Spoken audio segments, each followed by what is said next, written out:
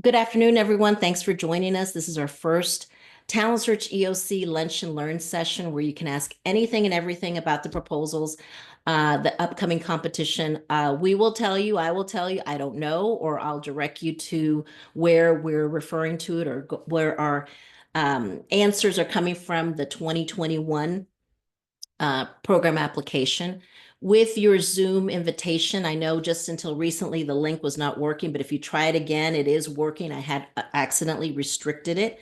But in your Zoom invitation or notification and on the follow-up, because we are recording, when you get your follow-up link, you should be able to go to the Google Drive and access the materials that I was sharing just a second ago on my screen that look like, let's see here. Oops, look like this here. So we've divided it into Talent Search and EOC, put some resources in there. We'll be adding stuff to this every week as we go along as needed. You should have access to it. Donna Walls is also with us with NEC, and she has been staying on top of all that good stuff, more so than I have. So she's going to put that link there in the chat. If you could please let us know if you need anything link-wise or can't hear me, can't see me, or I'm not on the right page, please send us a chat. Otherwise, if you wouldn't mind putting everything in the Q&A, that would be great. I also have with me, and after all these years, Teresa's still together again for Talent Search, and that's where we first met, but is Teresa Thompson Pickney, and she has run almost all the programs, so she's a wealth of information. She's, went through Talent Search. So Teresa, you've got more years than I have, but I'm Lisa Redmose. I have 30 years, just 30. Teresa's got a little bit more, but that doesn't mean she's older. She just had, she was raised in Talent Search. So she's also here to answer questions and moderate as needed. So let's see. Let me start with, well, I wanted to share a timeline here. So let me go ahead and share that timeline again. That is, let me see on the screen here. You should be able to see that timeline, correct? I just want to make sure. The EOC, I'm oh no, still, maybe not. I'm still seeing the Google Drive. Yeah, let me see I was trying to do something different where I could just bring that up. The big thing I get, and this is pretty much the same timeline, and you can see it now, right? As for EOC, I had shifted it because prior to what happened, with the executive orders and things like that, we were basing our due date for both Talent Search and EOC on what had happened with SSS the year before, where they surprised us. We were thinking that the SSS competition would be due late summer, possibly late fall. And surprise, surprise, they said, and I almost passed out. They said, no, it's gonna the program application came out in May for a June 15th due date. And I had to walk away. Oh, thank you. I didn't think that that was going to, I thought it was a mistake, but no, we went through, we got it done. So that's why I was pushing for originally telling people, look, this RFP or program application is going to come out in May for possibly July due date. Now, because of everything that's gone on, I do believe we're going to have a delay, but I'm still kicking off moving forward with our clients. We're already kind of, through some of these things, but just to give you an idea of where you should be or what I would recommend, there's a timeline for both EOC and Talent Search in the Google Drive that you should follow. And when it's all said and done, right now I'm speculating, just completely guessing or planning that this is going to be done due in September. That's the hopeful part of me saying that it'll be due in September. Now it could be due later, maybe, but I'm going to try to get everything done. This is the timeline that we're following and that we're sticking to. If I hear or see anything different, I will make sure to let you know. And the way we do that is by posting a blog post. That's the first way, and then I update the Google Drive. So please, hopefully you're already members of NEC and you're going to get my posts anytime I find anything at all about Trio. The minute I find out, I'm going to post about it. And also our timelines will be updated. Okay, so just to let you know. So let's see if we have any questions here. So I will stop sharing. And let's see if we have any questions. Thought we had some. They were comments. You've been answering them. Okay, They were great. comments like "Good morning" and Oh, asking just to about the test it Google out. Drive. Hey, Yeah, yeah. that's great. That's great. Anyone have a question they want to ask about anything at all about the competition? Anyone? Anyone? Okay, until then, let me then take you through what we should be working on. Okay, I'll take you through this timeline here. So let me go back to sharing it. And let's see here. All right. So again, this is pretty much the same for EOC, the timing, because they're usually due maybe, we work on them side by side, but usually one is due. I think EOC has been due like maybe a couple of weeks after Talent Search Choice, I think, if I remember correctly. So the timeline. So now you should begin collecting your target area or school data that demonstrates need. And if you're EOC, it's mainly the target area.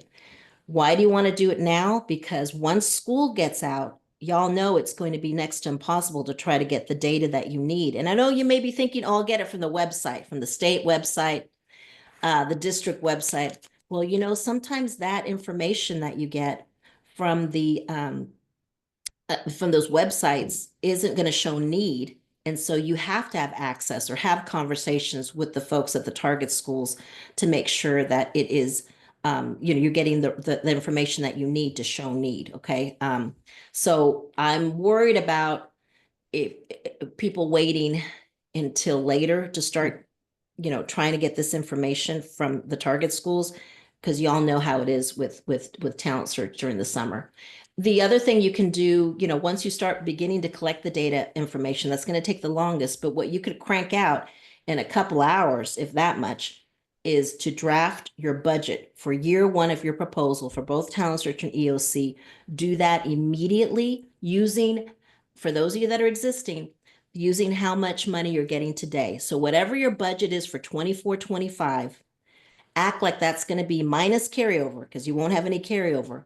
You want to start doing your budget for your first year of the grant based on this year's money. Now, I know once the program application comes out, it'll tell us exactly how much more we can ask for existing programs.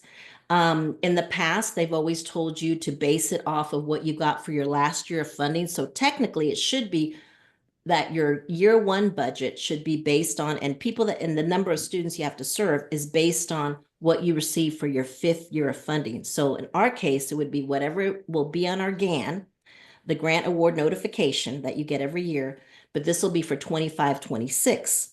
Well, we don't have that yet, and we probably won't have it until the middle of the summer.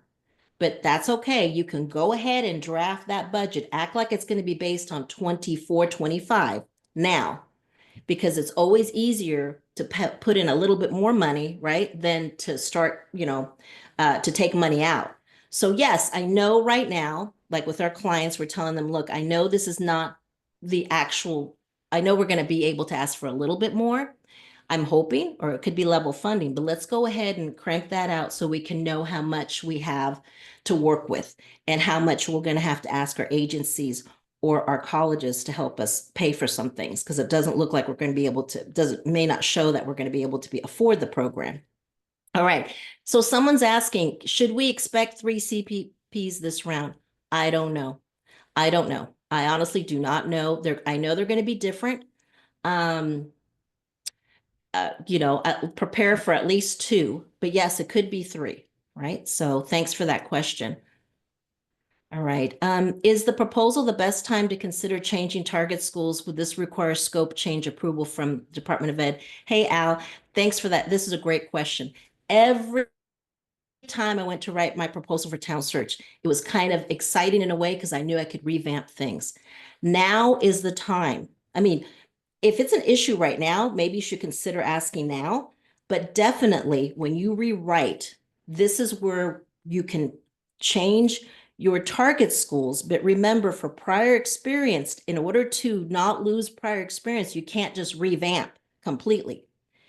You got to look at how many target schools the Department of Ed has on file for you right now. Not how many you go to, because, we go to a lot of non-target schools that are in the target area, and that's okay. But officially, if they have 6 schools on the books for you, okay, you don't want to drop more than 2 to be at 4, because I could say I'm at substantially the same number. I don't want to go less than 50%. So if I had 6, would I go down to 3? No, I'd probably go down to 4. But yes, right now, y'all should be doing a needs assessment of all your current schools, all of them, and pull the data, because sometimes the schools you want to keep, right, that are working with you are not showing the most need in numbers. And the schools you want to drop are showing the most need. So this is definitely the time, and it's time consuming, and you don't want to do it at the last minute. You want to have some time, because that's your worst enemy, is not having enough time to make these decisions. So get a spreadsheet going, pull all your tables from your last competition, update them for what you have right now for all your current schools. And then you can start making some decisions as to, what can I drop 2 schools? And the numbers will tell you which 2 you must drop. And sometimes it's not the ones that you want to drop. Okay, that's the thing. So yes, it won't, if you were to ask right now to add a target school, then that would be a change in scope right now. If you want to wait to include it into the proposal, it's built into that. So once that's approved, then you don't have to ask again to shift over, because your proposal pretty much updates that. And Teresa, I think you're also answering that as well. Thank you. I've already started collecting letters of support commitment. Oh, Donna, by the way, if you could remind me, I can put up those templates. We've got some templates for some letters of commitment that I can upload here. I've already started collecting letters of support or commitment. What I've received so far have been wonderful in their commitment for a program. Nice to hear. Well, that's good. That's good. Now, my question to you, Donna, is, are they, besides their blessings and their hopes for continued funding, are they also giving you tangible resources and commitments? For example, if you're with a college, you definitely have to get a letter of commitment from your college president or whoever is the highest you can go, saying that we support this program, and basically saying that everything that you listed possibly in a table that the college is providing you with, that they're saying, yes, we agree to this, and we're going to provide them with these tangible things like space, like access to equipment, supplies, those kind of things. Those go in the narrative of your proposal, of your applicant and community support, where the letter you keep close by, because for compliance assessments, to be in compliance, you need to have those letters ready to go, but the letters themselves don't go in with the proposal. If you are an agency, you have to have it from your board of directors or whoever can say that. Then if you're a college again and an agency, you have to get MOUs or letters of commitment from your target schools listing specific tangible things besides their blessings, and their well wishes. And then if you're an agency, you need to have additional commitments from colleges and universities. And if you're a college or university, you need to have commitments from agencies. So there's a little bit difference there. Okay. So great. I'm glad to hear they're giving you specific things, because that's what you need. Awesome. How do we show the difference between website data versus personal conversations with target schools? Well, when you cite a source, usually usually you have target school data compared to state and national data. So I'm talking about 3 different sources, right? So at the bottom of the table, I usually put that little, I can't even think, the little number, for subscript, I think, for number 1.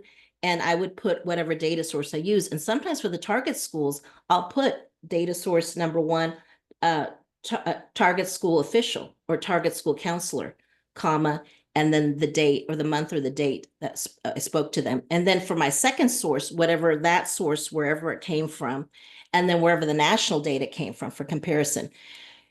You will never be able to get for your target schools and your state and your national data all the same source. So you'll have to break it down and say this target school data came from either the website, the Department of Ed, or target school officials at the target school, comma, and the month and date that you met with them.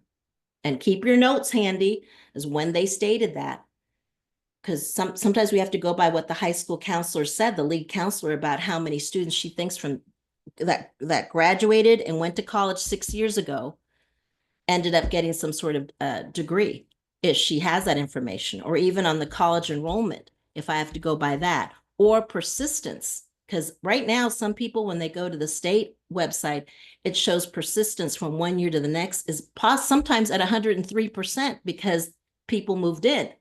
You're right. And so you have to go back and say to the target school counselor, okay, this is what it says on the website, but you know that's not right. I want to know, can you help me with how many students were here the whole year last year, not moved in, that came back for another year at the next grade level, and that should have been promoted based on credits. You know, that's a different conversation. So that source may come from a target school lead counselor, and that's where you could put target school lead counselor and the date and the month you spoke to them. And then for source number 2 is usually the state, wherever you got that, and source number 3. Okay, so I'm hoping that'll be helpful. And a lot of times they won't be at the same time span or the same time frame, so to speak. You know, your target school, when you talk to people at the target school, might be a lot more updated than what the state source and what the national source is, because they're running on different time frames, because the national data takes a while to do. That's okay as long as you state that separately. All right. So be very careful when you cite your sources. Most of us are having to use 3 different sources for each table because they're coming from 3 different entities.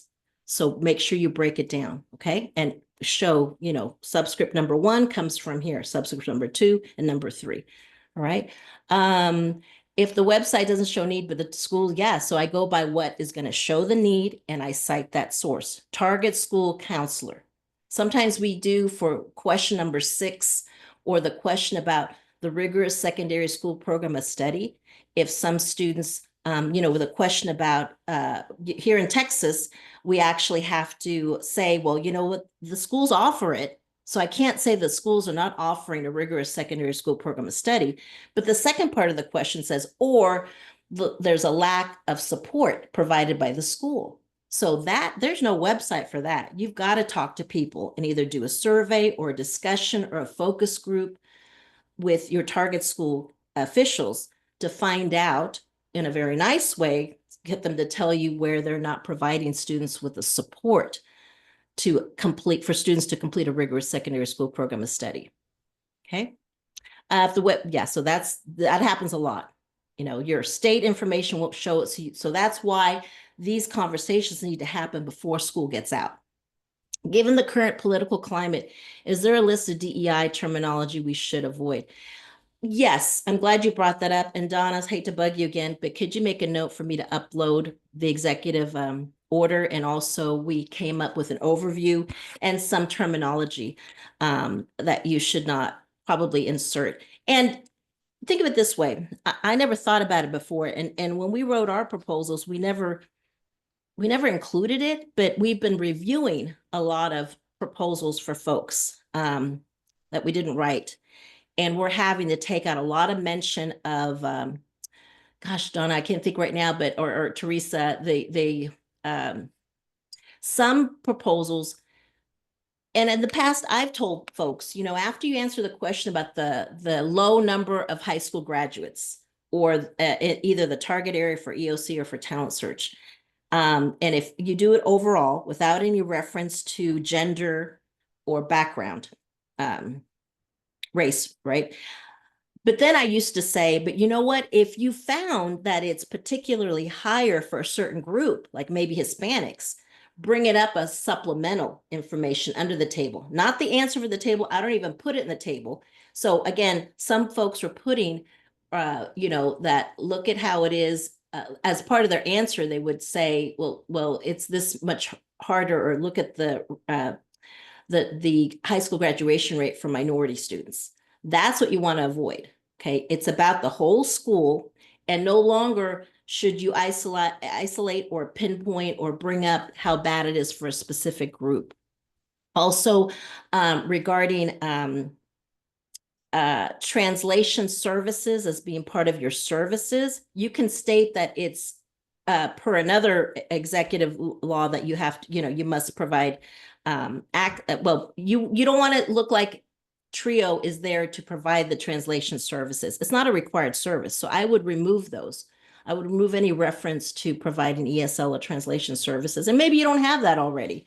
Cultural and sociocultural activities, that could also be a red flag. So just say enrichment activities. So there's a way to do that, and I will provide you with the the overview and the words that you might want to avoid. Okay, I struggle with that honestly because we've never really put that in our proposals, but I'm seeing that some people, maybe they'd worked on a camp or a HEP or, you know, some sort of Title III or Title IV where it was all about that, and they put it into their TRIO program.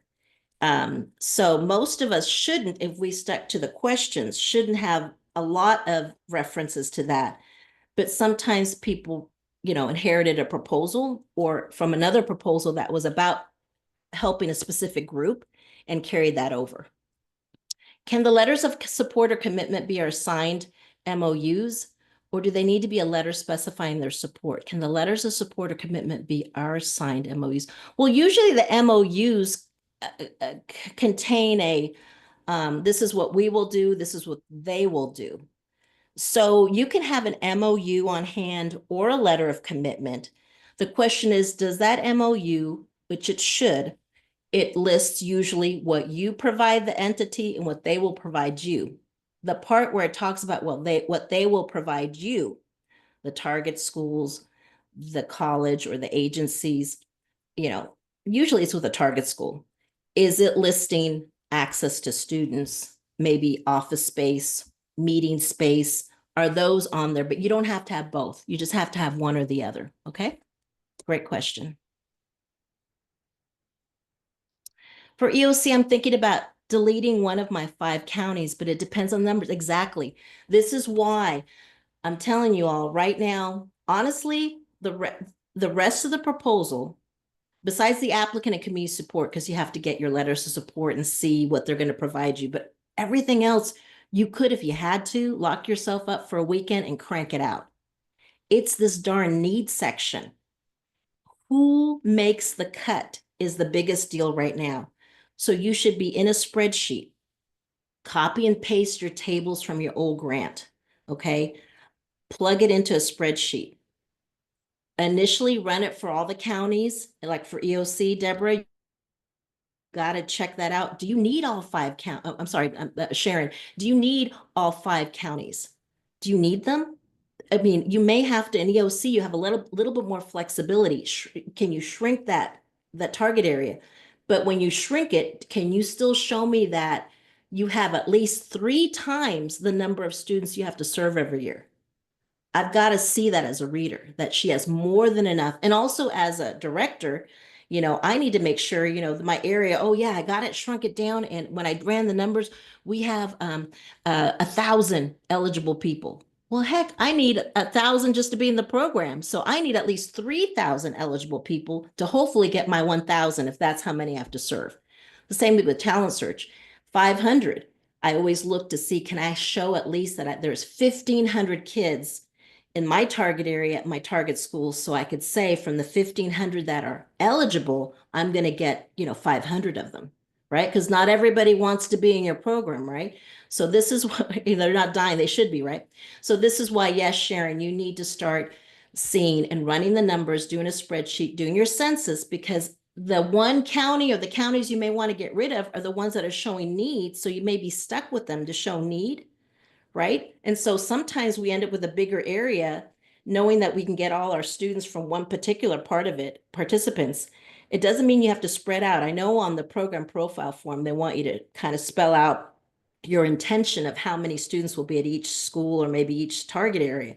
But when it's on and you get refunded, it's where you can get the first 500 eligible students or how many you need. First come, first serve, as long as you can show that you tried to make an equal outreach to everybody.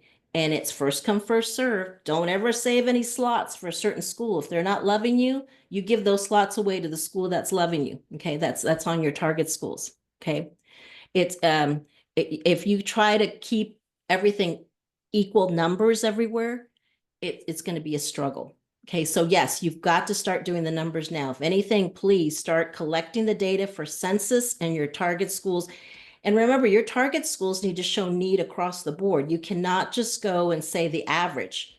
Readers will look at each individual performance of a target school. And if that one target school is doing better than the state and nation, you're going to lose a point there. So hopefully you have prior experience points to take care of that. Or maybe that's time to bless that school and let it go officially. But if they're in the same target area, if they're still in the same target area, you can still serve those kids that are there already. Even pick up a few new students, but you can't go to them as frequently as your official target schools. Think of your official target schools as schools that are like your best friends that you see all the time or talk to all the time. Your non-target schools that are in the target area, you can go to them, but those are acquaintances. You can't treat them the same as your target schools, but you can still see students there and recruit from there, but not at the same intensity. The definition of a target school is that it's the focus of identification, recruitment, and selection. But again, they need to be in the target area at least. They can't be out of the target area. The other thing you need to think about is my staff already having to deal with 10 target schools. You know, I don't want them to have to deal with these non-target schools still in the target area unless we are desperate for numbers. But it should not be a plan to be all over the place just because you can. Okay, so that's kind of day-to-day management there. So do we ask the counselors for this data? Well, you know, it depends. I don't know which data you're talking about, Deborah. Some of it, but again, you need to look at, no, you need to look at your needs section from your existing proposal, or you need to come to our grant writing workshop. Just saying, because we do give a spreadsheet of the data, the specific data. Most of it you have to find yourself. I would say 75% of it, you got to hunt for it. The other 25%, you need to talk to people. But it's been my experience when you just send something to someone, they're not going to respond to it, especially in an email. So I definitely urge you to have a spreadsheet. Look at your, you know, if you got full points in your last proposal, that's why you want to look at your technical review forms that the readers filled out. So you want to see that if you want to see an example of what one looks like, you want to go into the Google Drive, and there's something I think is this technical review form, readers comment, something like that with readers. That's what it looks like. And if you got really good points for your needs section, you might want to follow initially that format. Or if you can make it to our grant writing workshop, this is one of the materials that we give you. You get a spreadsheet that's already set up to tell you what information you need to collect. We want to include 3 high school programs within our college. We want to include 3 high school programs within our college. Oh, they're already at your college? I'm not sure about that. Data will be quite a bit different than typical 4-year high schools. For example, post-secondary education enrollment rates of the graduates in the first year after high school persistence are not time-based. Any advice how to incorporate data? You're going to have a hard time. Initially, my gut is telling me you're going to have a hard time showing need because, first of all, is this brand new or has this been going on so that you actually have at this high school? Your high schools have to be at least old enough so that you have high school graduation data. Okay. The other thing is if this is a high school program within the college, they might not show need because they're doing better is what I'm thinking. Dave, you might have to email me because that's a unique situation. And unless they change the questions, which I don't think they have time to do, this might be a struggle. My gut is telling me that you might have a hard time showing need and being different and confusing the reader. We need to figure out a way to not confuse the reader because I'm confused. Not that you didn't write a clear question. I'm trying to figure it out, and we don't want that to happen with the reader. So it needs to be typical. High schools don't. If it's not a typical high school, it's not usually a good fit. I don't want to definitely say anything without looking at your numbers and having a deeper conversation about that. But if it's a program at the college where you have early college, high school, it might be tough to show need, is just my gut reaction. Yes, it's a talent search question. So with your target schools, because you've got to show that your schools, you got to show that each one of those schools is doing worse than district or state or national data. You got to show that the school is struggling to begin with. Okay. And for some of you that some of y'all have that have been in the same schools for a while, it might be harder and harder to show need, right? So you might have to find out now so you can make a decision based on the numbers, based on need. If we need to use national data for comparison, shouldn't that data be the same for all the proposals across the board? All the proposals across the board? Oh, you mean for all the data options? I don't always use national, but always state. Sometimes I use national. What do you think, Lisa? No. Right now, honestly, right now, when you're collecting data for your talent search target schools, and even for the census, for EOC, when you're collecting the census data, I would recommend you force yourself right now, because it's all on a spreadsheet, to compare your schools to both state and national data. If you're able to, like for rigorous secondary school program of study, I've never been able to find a national rate for that. I can look again, but I don't worry about it so much. As long as each table you can compare to at least one entity where your target school is doing worse, go for it. So to answer your question, in a perfect world, I wish that all my target schools and all my tables, I could compare the performance of all my target schools to the same entities. In a perfect world, I'm doing worse than the state and worse than the national rate. But it doesn't always work that way. If you've always compared, if you can show me across the board that all your target schools are doing worse than the state, so be it. And sometimes from table to table, I'm doing worse here. It works here, but when I go to this table, oh no, we're doing better than the state, but we're doing worse than the national rate. So then I'll conveniently switch and say I'm going to compare ourselves to the national rate. Okay. I mean, if I stick state to state, I'm going to lose a point. But if I switch it and I clearly state that it's, the data source that I'm comparing to national, I may be able to slide through without saying, by the way, we weren't showing a need to the state. So that's why we compared ourselves to national. I'm not going to volunteer that information. But if I stick to going across the board and just putting the state, even though the state information is not going to show a need, I know I'm begging to lose a point. But if I go ahead and switch it out for that table, and maybe just that table, or maybe a couple other tables, when I find myself in a corner where I can't show need with state, I will switch it over national data. And I've never lost a point yet. But if I had left it state, I would have lost a point. Okay, so I hope that's helpful. But the thing is, collect them for all three entities if you can now, and then you can make your decision table by table, depending on how it shows need. Yes, there's established programs and we have completers. Okay, again, pull the data, see if you can show a need in all those categories for all three schools have to show they're doing worse in graduation with rigorous, that they have lower college going rates and lower college completion rates. Also lower test scores, or have more, the free reduced length. Oh, this is the other one.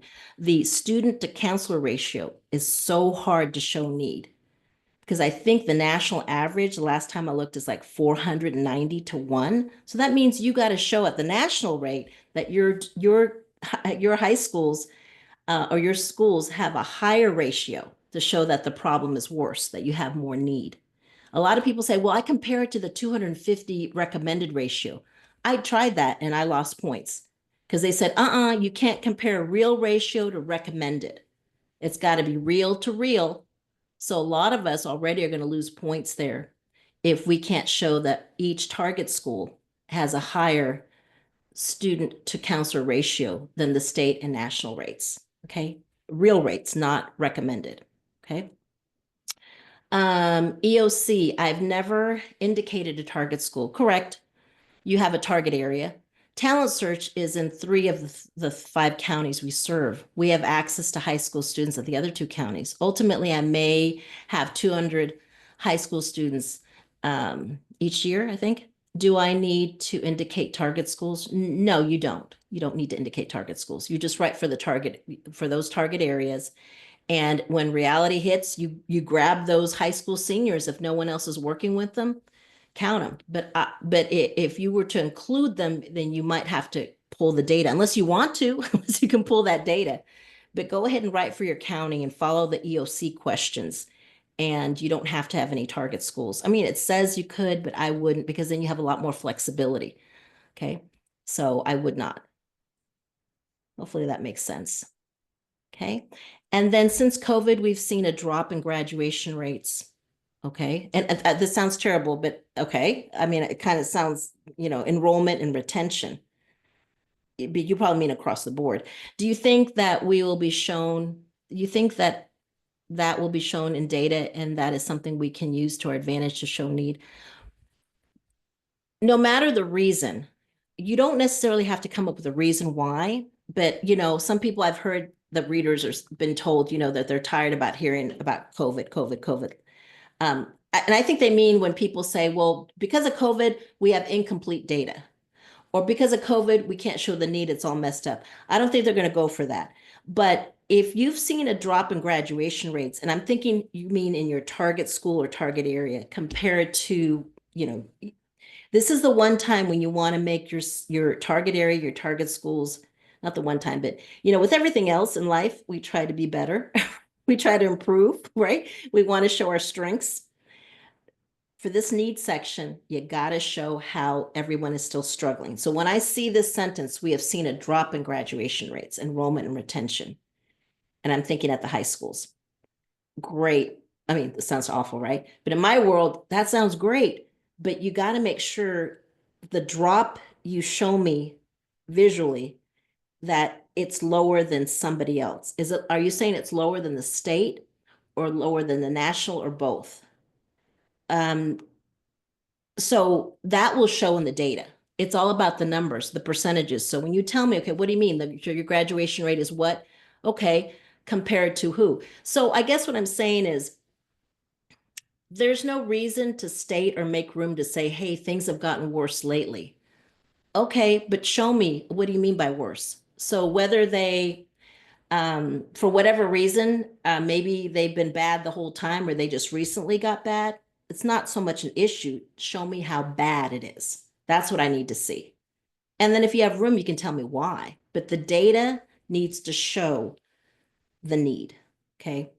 When you compare it to somebody, to another entity. So that's sometimes where you're comparing yourself in a perfect world to the same two entities, state and national. Maybe it's just to one of those. And maybe you're jumping around, unfortunately, that to show need, you've got to pick, or you can't have yourself compared to all both entities, but you've got to be able to show the need.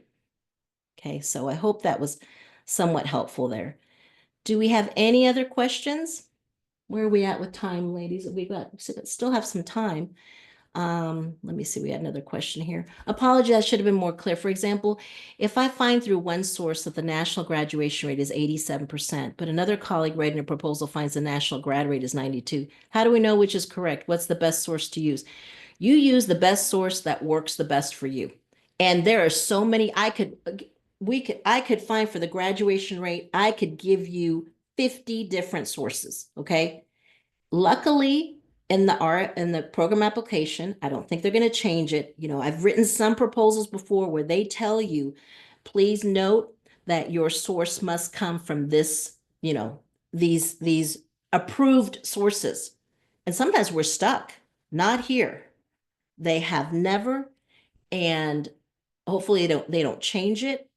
And there would be no way to put it all in order unless they say these are the websites you have to use. And some will. And honestly, sometimes I think, it should be that way, where they tell you ahead of time, you can only use from the national education source, or you can only go to this source. I forget the IES or whatever right now, the one that everyone normally goes to.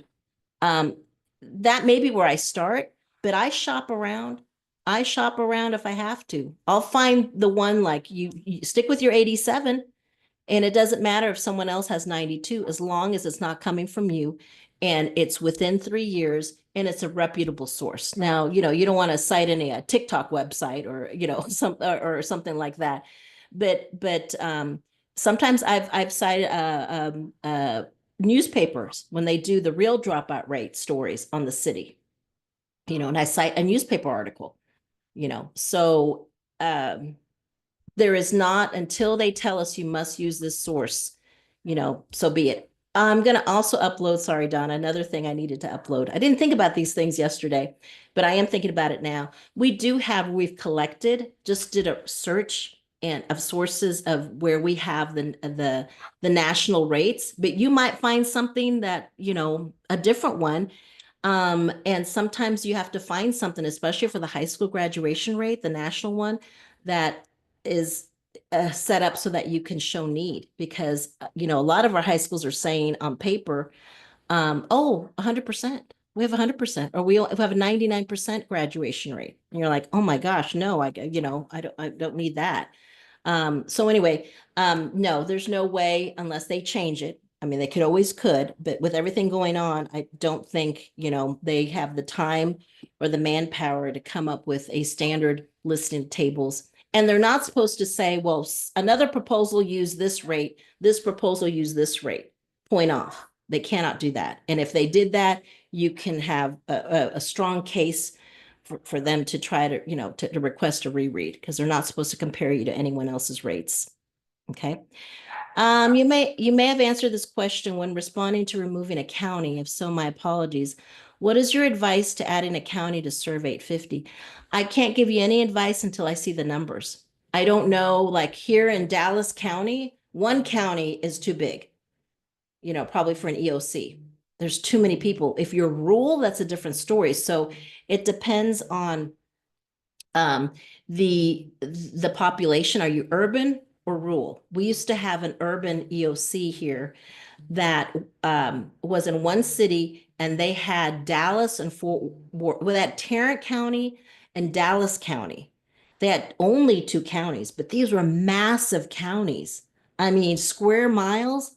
I mean, it was too big, but that's what she inherited. And she and I got to be good friends, the director there. She was quickly in there where she was like, Lisa, do I have to keep both these counties? I said, no, if you can find enough to serve 850, or in her case was 1,000, and enough, I would say at least multiply that times 3. So if your county has at least 850 times 3, and you can bring it down, then bring it down. That just means more people in less area for EOC. And in her case, she can get all her people from a couple of cities. So she stopped writing for counties. She started writing for cities. The city of X, Y, and Z. She had more than enough people there, So she went from 2 counties down city. But it all depends. It depends on rural, urban, how many people. And also, the other big thing, it just can't be as simple as, okay, where do I go where they have at least 3 times what I need? Oh, I can go to this one place. Like I could have said, well, let me go to the city of Fort Worth. I can't write for the whole city of Fort Worth. Why? Because I wouldn't be able to show that if I wrote for the whole city, that there's a high percentage of low income individuals and a high percentage of people that don't have a bachelor's degree if I wrote about the city of Fort Worth. I had to go smaller because Fort Worth has money, but there's pockets. So I would have to say the north side, the east side, and maybe the Polytech area of Fort Worth is my target area. So sometimes you get, drill down smaller, but do I have 850 times 3 to show the need? So it's double whammy. Do you have enough people, and the target area you selected, or the target schools you have selected, is that something that's going to have enough show enough need? Okay. So it all depends. So this is, if you do anything at all after this conversation, and I think we have 15 minutes left, do anything at all, it's to start looking at your needs section. Get your old needs section, brush it off. I'm not saying that it's perfect, okay? Just you also got to get your readers' comments, because if your readers did not like your needs section, then they were trying to tell you something, so learn from your readers' comments. Okay, we have an example of a report in the Google Drive for you to look at, but also again, attend somebody's grant writing workshop, not just ours, but attend someone so you can get some sort of spreadsheet or sense of, you know what? I wasn't here when they wrote the last proposal, so I need to check this out and see if I can make it better, okay? Or at least start over scratch, okay? And what am I supposed to be pulling? Well, look at the grant application and look at the questions they're asking for in the needs section. All right, so let me see. Talk about the difference in target area and target schools regarding talent search. Okay, I sure will. All right, so in the regulations, and I don't know, Teresa, if you can find them or you're able to in the talent search regulations, it's under definitions. If you can copy and paste, I don't know if you can do this, but y'all go to your talent search regulations.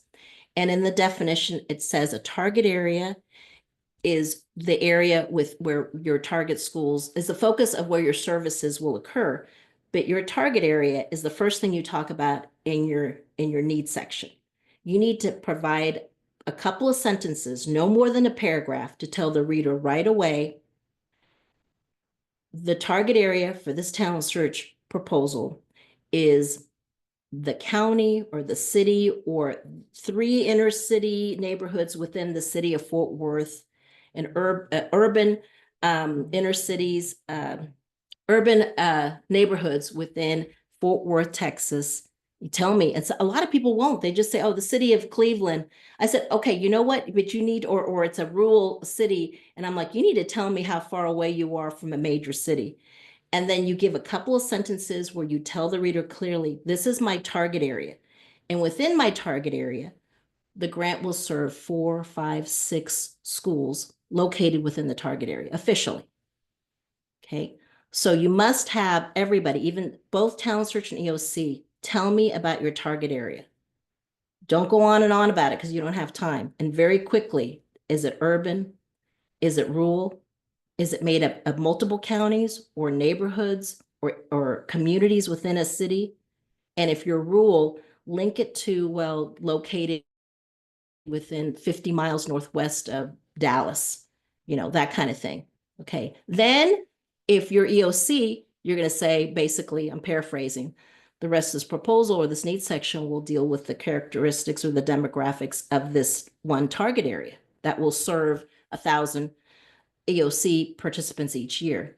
Talent search, after you talk about your target area, you add another sentence saying, oh, and by the way, you know, not like that, but the project will serve 2 middle schools and 4 high schools located within this target area. So your target schools must be within the target area. For both EOC and talent search, there's a couple of census questions that we have to answer about the target area. And that is the number of individuals that are low income, and the number for talent search, the number of individuals or families that are low income. So we have to go census about the target area. Then they want to know about the number of people that do not have a bachelor's degree for both talent search and EOC. That is about your target area. Okay. Then for talent search, 80% of the rest of the needs section is about your schools. So now you shift over to talking about each one of your schools, okay, in a table. But we both, in Talent Search and EOC, have to talk about the target area. Then Talent Search adds on a little bit of information about, by the way, we're going to serve 6 high schools or whatever that are located within this target area. Then for EOC and Talent Search, the first 2 questions are almost the same census where we talk about low-income families or individuals and low educational attainment levels. Then EOC takes it a different way, totally different way. And by the way, we have our EOC grant writing workshop next week. Hope you can make it. Even if you can't make it, register for it. You'll get the recordings and you'll be invited to all our subsequent ones during the rest of the spring and summer. But EOC takes it a different way, y'all, where we have to start talking about career opportunities, stuff about job openings, that kind of thing, because we're talking about the target area. Talent search, we start talking about all our schools for the rest of the needs section. So people say, oh, can't you do a EOC and talent search grant writing workshop at the same time? No, I cannot, because they think it's the same. You know, not the needs section. Maybe the first two questions, but after that, it gets really confusing to have the same people in the same group. We're going to do a Q&A as much as we can, but it really is helpful to split it up when you're doing a proposal writing workshop. Can you go back over the counselor to student ratio? The previous grant used the 250 to 1 ratio in their needs section. You know, I mentioned that 250 to 1, which used to be the recommended ratio. I use that as a supplemental, like if you think that's bad, you know, and I'll explain to you. So what you should do here for talent search is you must list all your target schools, and you must list the number of students enrolled and the number. I always use full-time counselors, and you do the math, and that's the ratio. If you just put the ratio, you're going to lose points like I did. They want to see the number of students and the number of counselors that you got to get the ratio. And then you average it out. And so what the average is the ratio, but they're still going to look at each school individually. And then you have to compare that ratio of how many students to counselors y'all have, and you divide it into 1 to whatever. So let's say your average is 1 to 350. Okay. Well, then how do I know as a reader if that's, you know, bad, if that's good or bad? Well, you have to go ahead and give me a comparison. So you have to compare real target school average ratio to real state ratio or real national ratio. And remember, I mentioned to you, and I'm not sure if this is correct. I think we have also a resource that I can upload that shows for 22-23 what it was, but I'm making it up right now. Let's say the national ratio, the real ratio is 450 to, you know, 450 students to 1. And here I am 350. That's not going to work, right? Because I need to be higher to show that it's worse. Okay. So you have to find, if you're not, and don't feel bad, because a lot of people are not showing the need here in the number of ratio, number of high school, I'm sorry, the number of counselors to students. So I go back to the target school and I said, look, I checked your website. It says you guys have 4 counselors here. Do you really have 4 right now? Oh no, that website's old. We haven't been able to keep it. We're lucky if we have 2. Well, that changes things. And if I'm in a rural situation, yeah, we have a full-time counselor. I said, okay. And I said, well, but is she also the counselor at the middle school and at the elementary school? Oh yeah, she's full-time at all 3. Well, no one can be full-time at all 3. So that's when I say, oh, I don't have a full-time counselor. It's actually 0. So it, you know, when you do your numbers, it actually, you're getting the true rate. So that's why initially you may not show a need, but try to go back. But bottom line is, if you compare, you say, oh, our ratio is 350 to 1. This is a need because we're comparing as compared to the recommended ratio of 250 to 1. You're going to lose a point. I would take a point off simply because they took my points off because of that. But if you have no other situation, if you're stuck where you cannot show a need, then that would be a Hail Mary. That would be let me put it in and hope that they don't pick up on it and see that it's recommended and not actual ratio. Okay. But again, go back, and that's going to be that table. You know, which ones are giving us the most headache is showing a need for persistence from year to year, and the high school counselor to student to counselor ratio is really, really tough. And we spend a lot of time going back and forth confirming. And then we also added a definition about well, we say someone's full-time if they're spending more than 50% on college, career, and financial aid information, kind of comparing it to our advisors. But if you're spending a lot of time with testing and all that, so we kind of do that definition thing and we put it at the bottom. And that's when you kind of have to do a needs assessment. Yes, Connie, you might have in the past gotten someone who didn't pick it up. But it's going to be so competitive, and they may give directions to specifically look for that. I know that if I'm stuck and there's not that much money, but a lot of proposals, I know, sorry, I would go back to my readers and say, oh, they're all perfect? I don't think so. Go to the needs section, the counselor to student ratio or student to counselor ratio. I want you to check that out and see, number one, each target school needs to be higher than what they're comparing it to, not just the average. And I want you to check their definition or their source. Are they comparing it to actual or to recommended? Take a point off. So, but you know what? If that's the best I can do, then maybe, you'll be able to get through that again. If we're registered and paid to attend the first grant writing workshop you hosted, can we attend upcoming EOC grant writing workshops? Well, if you registered and paid to attend the first EOC grant writing workshop, then you can come to all the upcoming EOC grant writing workshops.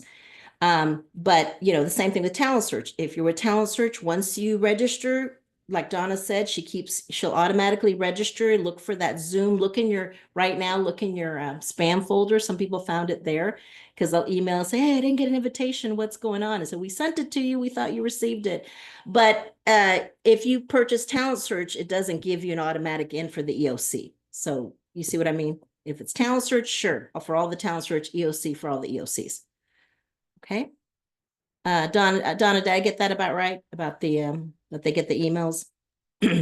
Yes, although they won't get the one for the next talent search just yet, but it will be coming. Right, for the one. So that one hasn't come out. But for Right, EOC, I think we're caught up for. Yes. And Teresa's been answering. I think she put some information there as well. And we're right about 3 more minutes. And I'm going to have a list of things, or Donna's going to remind you. Sorry, Donna. I think I'm going to upload some sample letters of commitment to both folders, or I might just put it out in the open. I won't divide it. What I mean is I'll probably go ahead and put it here. You can see what I'm looking at right now.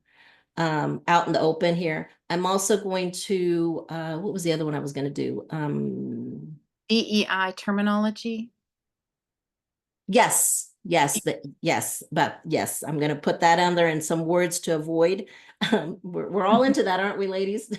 And the other thing was, I forgot already, but I think you wrote it down. I have it written down. What'd you say? I have it written down. Okay, yeah. So if you could let me know, see how quickly I forget. So I'll upload that. What are examples of measuring persistence rates? The question itself is pretty clear. They want to know, and so I always use that.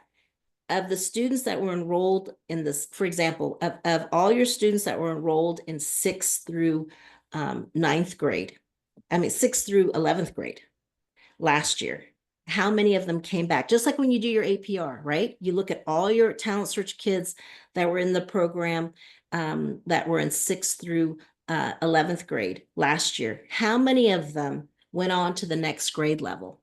Okay, not only stayed in school, but they went on to the next grade level. That's an example of measuring persistence by enrollment. But again, sometimes the enrollment, people move in during the year, so it messes us up, right? So you have to usually go back to the target school folks and ask them to help you figure this out. Sometimes I've asked them, what do you think the real persistence rate is? Because it can't be 105%. I'm talking about students that were here in fall, September, not new kids that came in the middle of the year, but of the students that started here, how many of them went on to the next grade level? And sometimes it's still high. And I said, well, were those kids promoted? What if you promoted them with having completed certain credit hours to get onto the next grade level? Like they should. We have a lot of social promotion, right? But if they were to figure it out, well, this takes some work, some back and forth. Can you figure out how many because they should have, but at the right level? Or here's another one. In some cases, I've done it by a GPA. How many students persisted from the 6th through the 11th grade with a GPA of at least a 2.5? So I had to kind of add another metric there to maybe try to show that there's a difference. Again, that's a Hail Mary. Okay, so I hope that kind of gives you a good idea. But again, for Talent Search, those 2 tables are killing me: persistence and the counselor to student ratio. If I'm going to compare myself to, the real ratio to real ratio, that's going to be probably an issue. Okay, so thank you all. We are at 101. Thank you, Teresa, so much. And Donna, as always, and everyone, thank you for joining us. We should have the recording ready, you think by tomorrow, Donna, we'll send it out. Thank you all so much. And anything that comes up, you can also email your questions ahead of time. If I have time, I'll answer them and cover them next week. If not, we can save them for next week. Okay, don't forget, we have our EOC workshop next week. We have plenty of room. Please join us. If you can't register, and at least you'll get the recordings, and then you'll be able to attend when you can live. Talent Search is coming up at the end of April, the 24th and the 25th. And also we have our services. If you need someone to help you just with the needs section, we also have that service available. Thank you all so much. Have a great rest of the day, okay? Thank you all. Thanks, Donna. Thanks, Teresa. You're welcome.